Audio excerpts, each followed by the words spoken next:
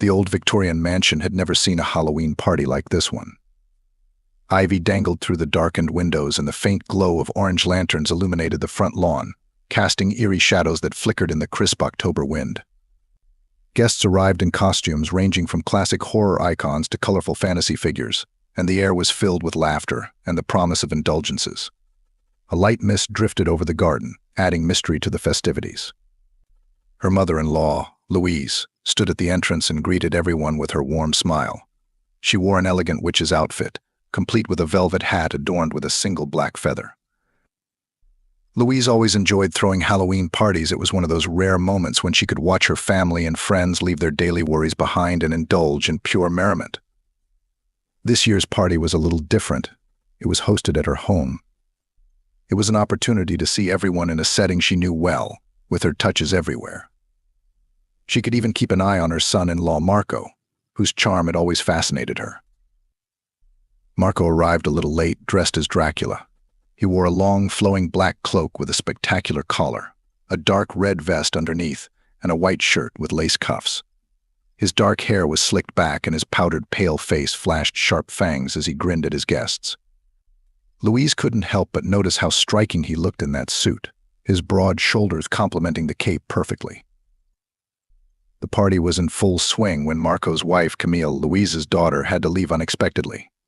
A friend had called with a minor emergency, something to do with a lost costume for a school event, and Camille had rushed to help, leaving Marco to enjoy the party alone. Louise assured Camille that everything would be fine and held her gaze on Marco, who was charming a small group of guests near the punch bowl. "You look stunning tonight," Marco Louise remarked as she approached her son-in-law. Her eyes shone with delight as she regarded him closely.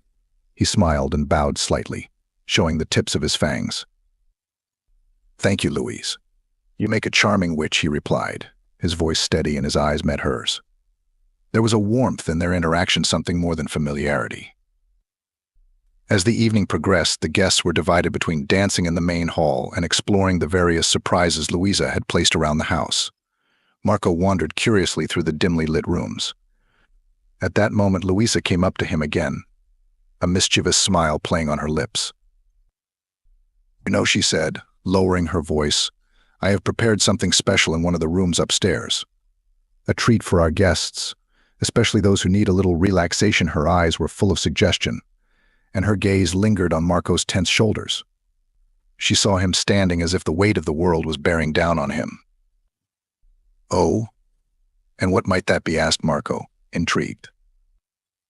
Louise leaned closer.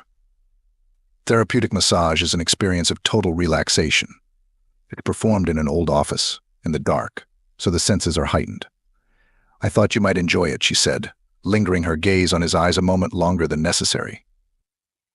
Marco hesitated only a moment before nodding, curiosity taking over. Louise led him up the grand staircase, away from the laughter and music. They walked down the dim hallway until they reached the study. The door was slightly ajar, and the only light came from a small candle on a table by the window, casting a soft glow across the room. Inside, the closet was transformed into a private massage area, dark except for the warm flicker of a few candles dancing on the old wallpaper. The closet was not cramped, but rather cozy, with a padded table covered in plush dark sheets. There was an intimate atmosphere here, almost secretive, as if it was meant to be hidden from the rest of the party.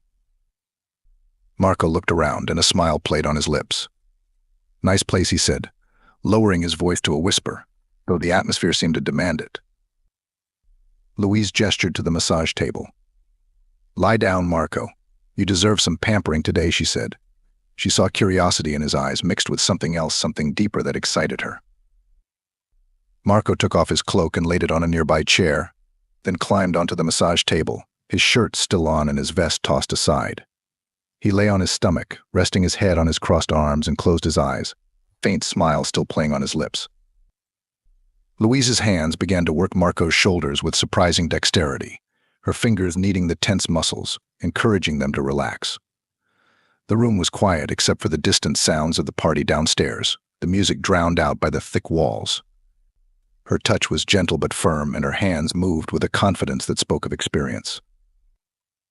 Marco sighed softly, his body slowly sinking into the desk as Louise worked her way down his back, pressing her fingers into the knots formed from long hours in the office and the stress of everyday life. He hadn't realized how much he needed this, how much he needed to let himself go, if only for a few moments. Louise's hands moved in a rhythm that seemed almost hypnotic, her fingers sliding down his back, her touch both soothing and intimate. She leaned closer, her breath warming his neck, and she whispered, "How does it feel, Marco?" "Amazing," he sighed, his voice barely audible. His eyes remained closed and his body relaxed completely under her care. There was something about the darkness and mystery of the room that made every sensation sharpen every touch, every whisper. Louise continued, her hands moving lower, releasing the tension from his lower back, her fingers tracing the lines of his muscles. Some part of her soul was enjoying the closeness, the way he was responding to her touch. She felt the connection between them deepen with every moment, with every breath that escaped his lips. After a while she stopped, gently placing her hands on his back.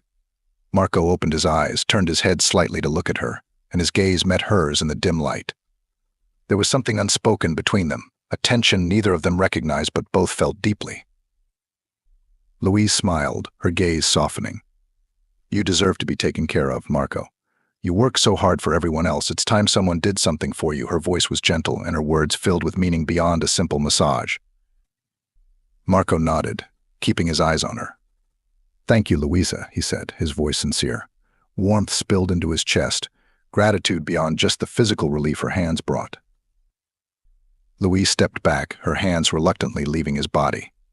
"I think you're ready to join the party," she said in a light voice, though her eyes still held an unspoken connection. Marco sat up slowly, shrugging his shoulders, feeling lighter, calmer. He stood up, reached for his cloak, and slipped it over his shoulders again. He turned to Louise, his eyes soft. "I think that was the best part of the night," he said, smiling genuinely. Louise laughed softly, her eyes sparkling. "I'm glad you think so. Now go and enjoy the rest of the party. I'll be down shortly." Marco nodded, casting one last glance at her before leaving the room. His footsteps hushed as he headed back down the hallway. Louise froze for a moment, her heart beating a little faster and a smile playing on her lips. There was something exhilarating about this secret, about the way she shared this moment with Marco, something meant just for the two of them. Walking back down the stairs, Louise couldn't help but feel a sense of satisfaction. She had given Marco something he didn't even realize he needed, and in doing so had created a bond that defied words.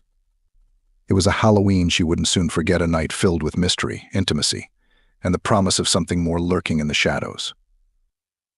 The party went on, loud music and laughter filling the rooms, but for Louisa and Marco there was still a secret kept between them, the memory of a dark closet, a Dracula costume, and a gentle touch that brought them close, if only for a fleeting moment. It's moments like these that make Halloween magical, a night when anything is possible, and even the most unexpected connections can be made.